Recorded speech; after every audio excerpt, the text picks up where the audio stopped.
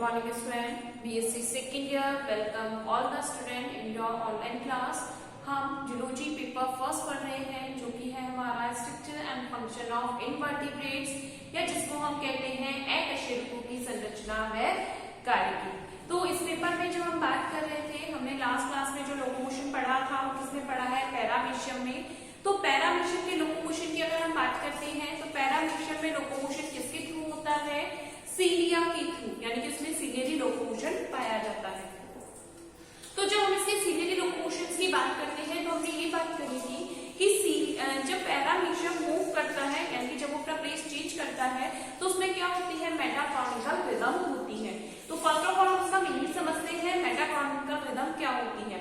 देखो तो मेटाटॉनिकल रिदम्स में क्या होगा कि जो सीलिया है वो क्या है, एक तरीके से फाइन थ्रेड लाइक स्ट्रक्चर है, पतली धागे सदृश संरचनाएं होती है। तो इन संरचनाओं के लिए जब हम बात कर रहे हैं तो इनमें क्या होता है कि जब एक ही डायरेक्शन में जब सीलिया मूव करते हैं, सपोज करो कि क्या है, पैरामीशियम की बॉडी है और पैरामीशियम की बॉडी में क्या होगा, इस तरीके से फाइन थ्रेड प्रेजेंट है। तो यहाँ पर मेटाटॉनिकल रिदम से मींस ये होता है कि ये अगर पैरामीशियम की बॉडी है और उसकी एंटायर बॉडी में क्या प्रेजेंट होते हैं, सीलिया प्रेजेंट होते हैं। तो जो बीटिंग मैकेनिज्म के लिए रिदम होती है वो उन्हीं सीलिया से स्टार्ट होती है जिस डायरेक्शन में इसको मूव करना होता है। कि सपोज करो अगर इसको इस डायरेक्शन में, यानी कि यहाँ पर जो पैरामीशियम है उसको मूव करके कहाँ जाना है, इस डायरेक्शन में जाना है, इस तरफ मूव करना है। तो फर्स्ट ऑफ ऑल जो रिदम आएगी वो कहाँ आएगी, इस तरह के सीलिया से आएगी। कि वो जो रिदम है या बीटिंग मैकेनिज्म जो होगी, फर्स्ट ऑफ ऑल इन सीलिया में बीटिंग स्ट्रोक होगा, यानी इफेक्टिव स्ट्रोक लगेगा। देन उसके बाद ये रिदम पास होते होते पूरी बॉडी के सीलियाज में ट्रांसफर होती है। तो इसको हम क्या कहते हैं, मेटाटॉनिकल रिदम। ठीक है, जैसे हम इस चीज पे बात करते हैं कि हमारा पर्टिकुलर ऑर्डर होता है कि हमने या तो हम किसी ऑर्डर से बुलाएं, अल्फाबेटिकली किसी को बुलाते हैं, या हम कहते हैं काउंटिंग के बेस पे किसी को कॉल करते हैं। तो एक सीक्वेंसली जब रिदम आगे पास आउट होती है तो उसको हम क्या कहते हैं, मेटाटॉनिकल रिदम कहते हैं। देन अगर हम बात करते हैं कि जो एक रो के सीलिया होते हैं, इसको तो हमने क्या बात करी है, मेटाटॉनिकल रिदम। सेकंड जो होता है वो होता है सिंक्रोनाइज बेस में, इसमें सीलियाज में रिदमिक कंडीशंस क्रिएट होती है। सिंक्रोनाइज मींस अगर हम बात करें, ऐसा नहीं होता कि जो रिदम की बीटिंग मैकेनिज्म है, यानी जो मूवमेंट की जो रिदम आ रही है या जो बीटिंग मैकेनिज्म की जो वेव आ रही है वो इस सीलिया में आई है, देन इस सीलिया में आएगी, देन इस सीलिया में आएगी, देन इस सीलिया में आएगी। ऐसा नहीं होता, ये एक सीक्वेंसली फॉलो करती है। अगर बीटिंग मैकेनिज्म इस वाली सीलिया से स्टार्ट हुई है तो उसके बाद नेक्स्ट में, देन नेक्स्ट में, देन नेक्स्ट में, इस तरीके से वन बाय वन वो रिदम आगे पास आउट होती है। ऐसा नहीं होता कि पहले जो बीटिंग मैकेनिज्म के लिए मूवमेंट की जो तरंग आ रही है वो पहले इस सीलिया में आई, देन इस सीलिया में, नहीं। अगर यहाँ से मूवमेंट स्टार्ट हो रही है तो वन बाय वन एक एक सीलिया में वो बीटिंग मैकेनिज्म आगे स्टार्ट होता है। तो इसको हम क्या कहते हैं, मेटाटॉनिकल रिदम कहा जाता है। तो हमने बात करी थी कि पैरामीशियम में जब मूवमेंट हो रहा है तो पैरामीशियम में मूवमेंट के लिए क्या होता है, इनमें एक इफेक्टिव स्ट्रोक लगता है और एक क्या लगता है, रिकवरी स्ट्रोक। तो हमने इफेक्टिव स्ट्रोक के लिए बात करी थी कि जिस भी डायरेक्शंस में सीलियाज के थ्रू पैरामीशियम को मूव करना होता है तो उस साइड के सीलिया, सपोज करो इस डायरेक्शन से मूव करना है तो सीलिया क्या हो जाते हैं, स्ट्रॉन्ग एंड स्लाइड। कैसे हो जाते हैं, सीधे ना होगा, स्ट्रॉन्ग यानी कि बिल्कुल टाइटली कहाँ होते हैं, स्लैंटिंग वे में स्लाइडली क्या करते हैं, वाटर पर प्रहार करते हैं, अटैक करते हैं, और क्या करते हैं, वाटर पर बैक पुश करते हैं। वाटर को क्या करते हैं, बैक पुश करेंगे। तो ये इफेक्टिव स्ट्रोक होता है जिसमें सीलिया स्ट्रॉन्गली वाटर पर अटैक करते हैं, वाटर को बैक फॉरवर्ड में यानी कि बैक क्या करते हैं, पुश करते हैं और पैरामीशियम आगे मूव करता है। तो हम इसके मैकेनिज्म से उस तरीके से कह सकते हैं जैसे कि हम नाव चलाते हैं। नाव चलाने वाला भी क्या करता है कि वो अपना जो चप्पू लेता है उसको पानी में तिरछा डालता है, उस पानी को वो पीछे की ओर धकेलता है और नाव क्या होती है, आगे फॉरवर्ड होती है। तो इसी तरीके का मैकेनिज्म इसमें पाया जाता है पैरामीशियम में पाया जाता है जब वो इफेक्टिव स्ट्रोक लगाता है। अगर हम रिकवरी स्ट्रोक की बात कर रहे हैं तो रिकवरी स्ट्रोक में क्या होता है कि जो सीढ़ियां बैकवर्ड हुए थे वो वापस अपनी ओरिजिनल पोजीशन पे आती हैं और इस पोजीशन में आने के लिए वो क्या करते हैं, इस पोजीशन में आने के लिए वो एक तरीके से अपनी जो पुरानी कंडीशन है उसको वो लेते हैं। यानी ये जो स्ट्रोक लगता है वो कैसा होगा, फ्लो होगा, तो इसको हम क्या बोलते हैं, रिकवरी स्ट्रोक। तो हमने ये पैरामीशियम में बात करी थी, इसी में हम आगे हेडिंग डालेंगे। ये हमने क्या देखा है, मेटाटॉनिकल रिदम। इसी में अगर हम आगे बात करते हैं तो नेक्स्ट हम हेडिंग डालेंगे, वो आता है तुल्यकालिक स्पंदन। नेक्स्ट क्या है हमारा, तुल्यकालिक स्पंदन।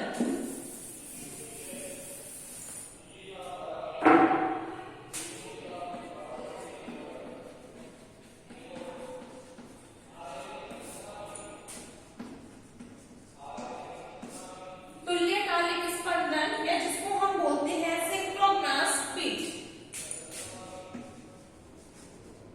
क्या है ये, सिंक्रोनाइज बीट।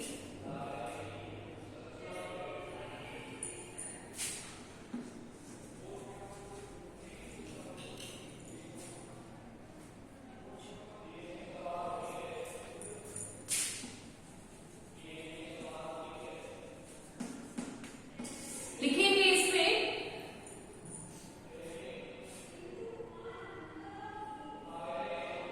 जब अनुप्रस्थ पंक्ति में उपस्थित सभी सीढ़ियां, जब अनुप्रस्थ पंक्ति में पाए जाने वाले सभी सीढ़ियां, जब अनुप्रस्थ पंक्ति में पाए जाने वाले सभी सीढ़ियां एक साथ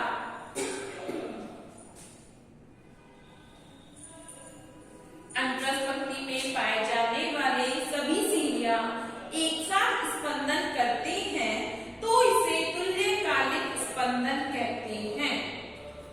तो इसे तुल्यकालिक स्पंदन कहते हैं, जिसके द्वारा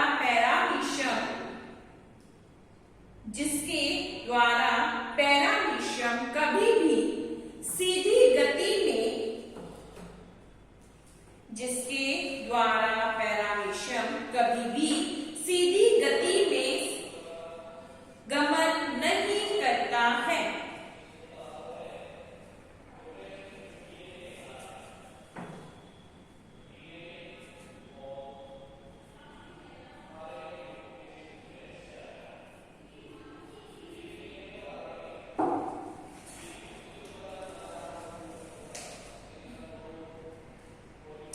नेक्स्ट लिखेंगे मेटाबॉलिक मूवमेंट, लोकोमोशन बाय मेटाबॉली और बॉडी कॉन्ट्रैक्शन। मूवमेंट बाय यानी कि शारीरिक संकुचन अथवा मेटाबॉलिक गमन। नेक्स्ट हेडिंग क्या है हमारी,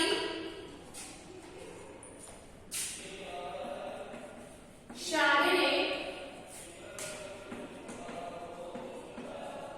संकुचन अथवा मेटाबॉलिक गमन। यानी कि इसका हम क्या कहते हैं, बॉडी कॉन्ट्रैक्शन,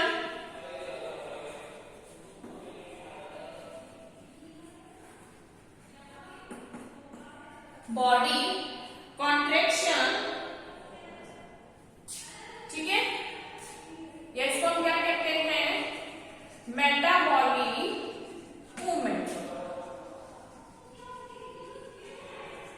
अब देखो इसमें क्या हो रहा है कि जो पैरामीशियम है वो पैरामीशियम क्या कर सकता है, एक थिनेस्ट पाइप से भी, यानी कि इसकी बॉडी कैसी है, बहुत माइन्यूट कलर का होता है, फिर भी वो अपनी बॉडी के से भी माइन्यूट जो प्लेसेस होता है उनसे भी अपनी बॉडी को कांटेक्ट करके निकल सकता है। तो इसमें क्या होता है कि सपोज करो कि ये कोई पाइप है, ठीक है, ये क्या है, ये कोई पाइप है और इस पाइप में से अगर क्या करना है, पैरामीशियम को मूव करना है, तो मूव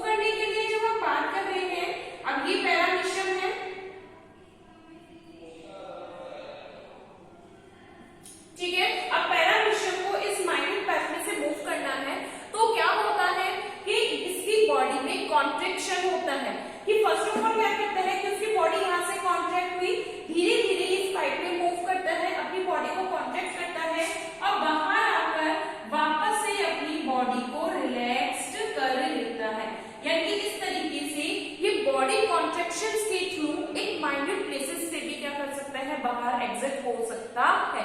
तो इसको हम क्या कहते हैं, शारीरिक संकुचन या मेटाबॉलिक मूवमेंट कहते हैं। तो इस मेटाबॉलिक मूवमेंट में क्या होगा, सीलियास का रोल नहीं है, किसका मूवमेंट हो रहा है, बॉडी का। तो बॉडी में क्या होता है, फर्स्ट ऑफ ऑल कॉन्ट्रैक्शन होता है, फिर वो वापस अपनी ओरिजिनल पोजीशन में क्या हो जाती है, रिलैक्स कर जाती है। तो इसको हम क्या कहते हैं, शारीरिक संकुचन या बॉडी कॉन्ट्रैक्शन कहते हैं। लिखेंगे इसमें, पैरामीशियम का शरीर अधिक लचीला होता है,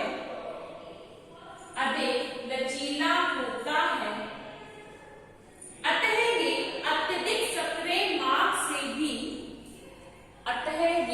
अत्यधिक संक्रे मार्ग से भी आसानी से निकल सकता है।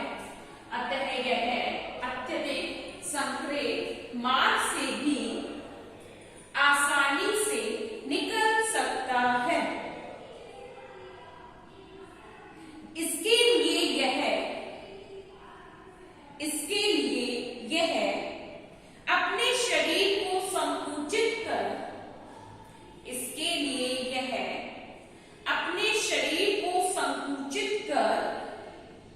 उस संकरे रास्ते से निकलता है, अपने शरीर को संकुचित कर उस रास्ते से निकलता है तथा पुनः अपनी पूर्व स्थिति प्राप्त कर लेता है,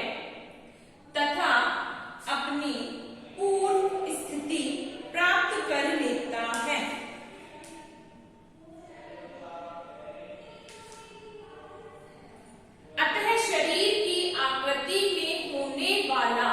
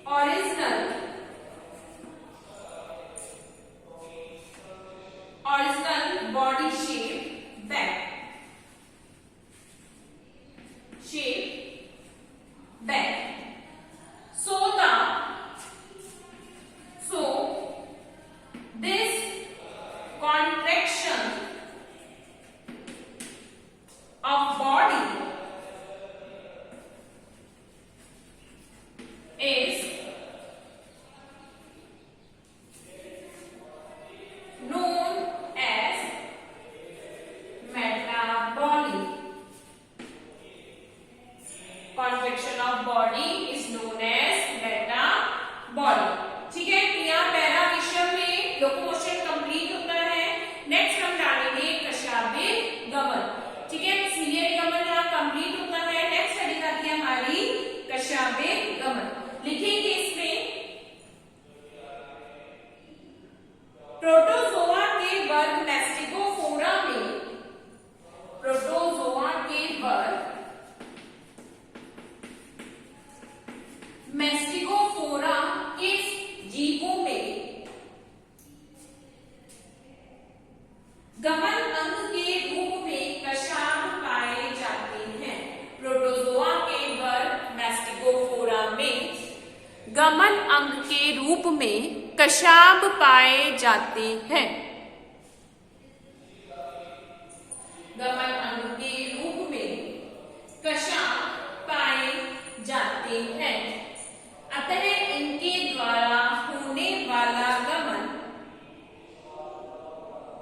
अतः इनके द्वारा होने वाला गमन कशाबिक गमन कहलाता है।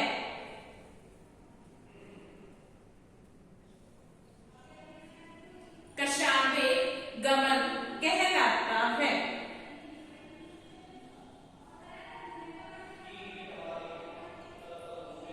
कशाब पतली महीन धागे समान, कशाब पतले महीन धागे समान प्रवर्त होते हैं। पतले महीन धागे समान प्रोटोप्लाज्मिक प्रवर्त हैं। प्रोटोप्लाज्मिक प्रवर्त हैं जो कि संख्या में एक अथवा दो ही होते हैं। जो कि संख्या में एक अथवा दो ही होती हैं।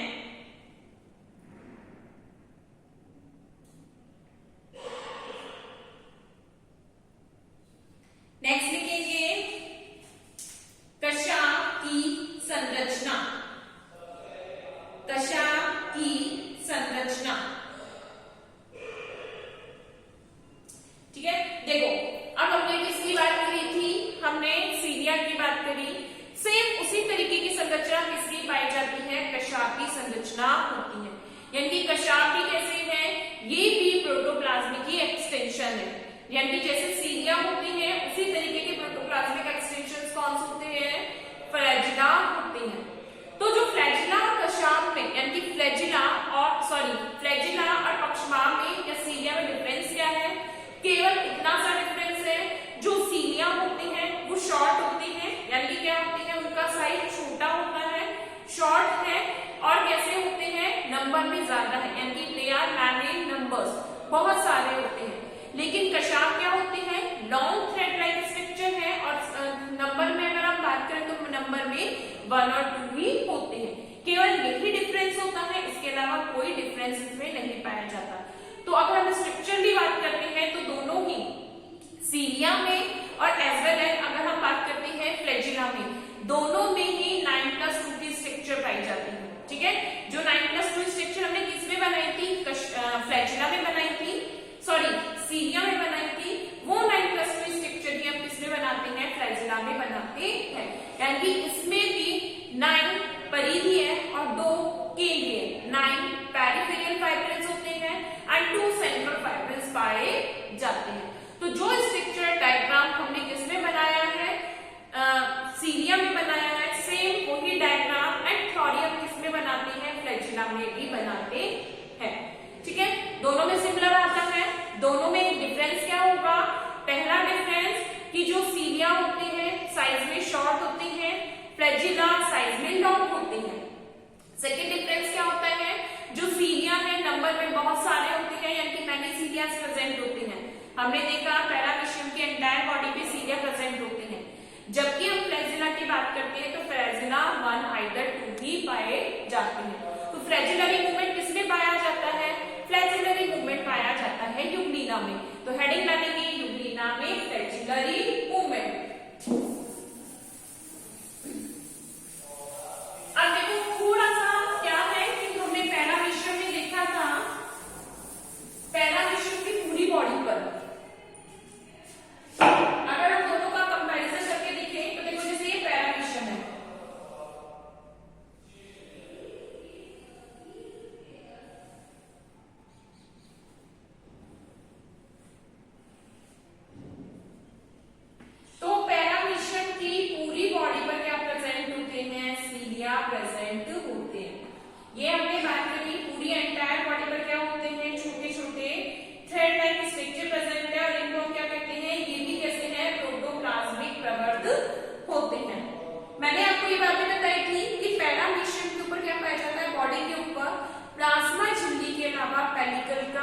एनवेलप होता है, ठीक है। तो पेलिकल की वजह से इनकी बॉडी की क्या होती है, एक डेफिनेट शेप होती है। अब अगर हम यूग्लिना की बात करते हैं,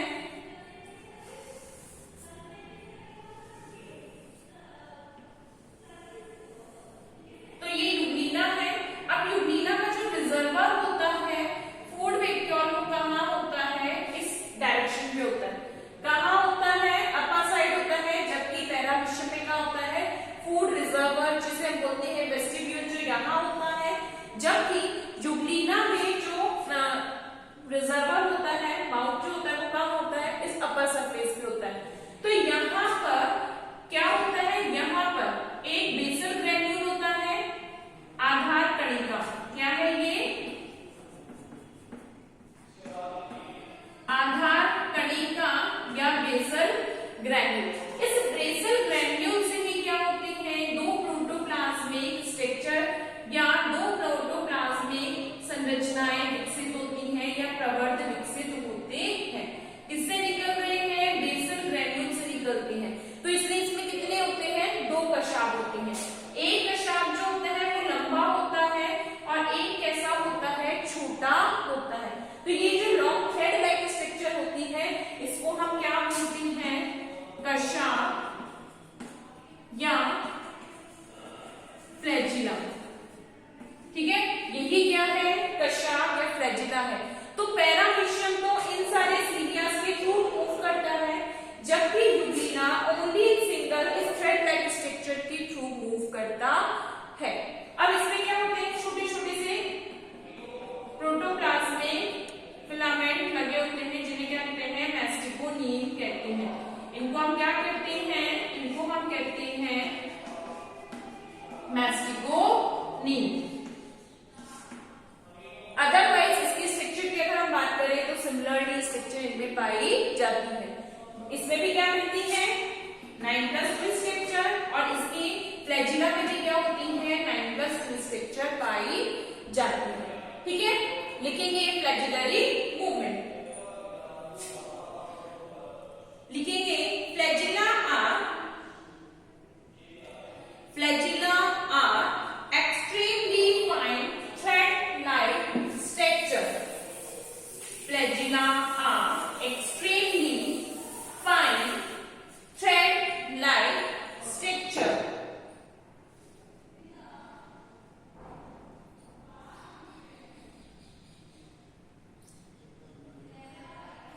This structure are found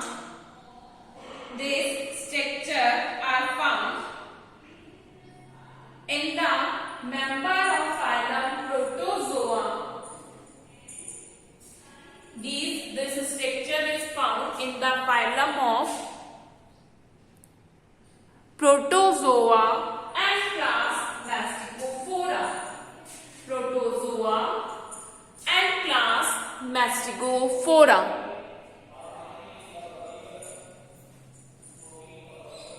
This structure is found in the phylum of Protozoa and class Mastigophora. Mastigophora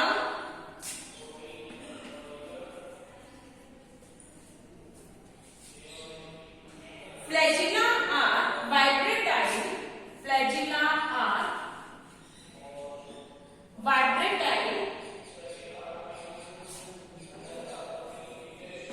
Vibratile extension of body. Vibratile extension of body.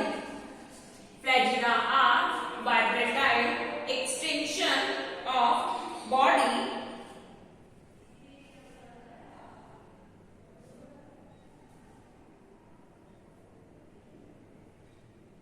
These locomotory organelles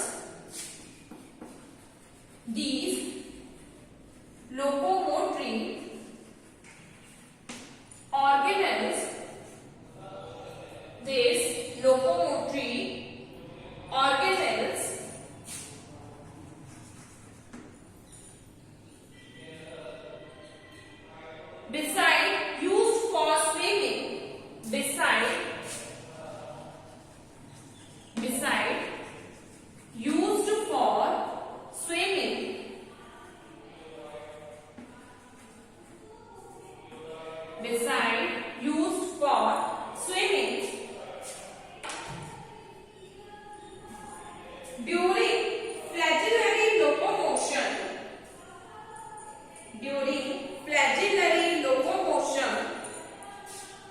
protozoa swim during flagellary locomotion. Protozoans, the protozoan swims in water during flagellary locomotion. The protozoan swims in water at a rate ranging from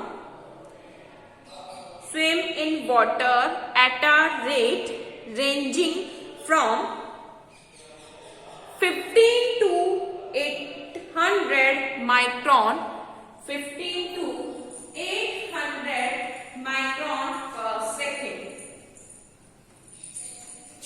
15 to 800 micron पर second, यानी कि क्या करते हैं 15 से 800 तक क्या होते हैं माइक्रोन पर सेकेंड ये मूव करते हैं। ठीक है, इसी में लिखेंगे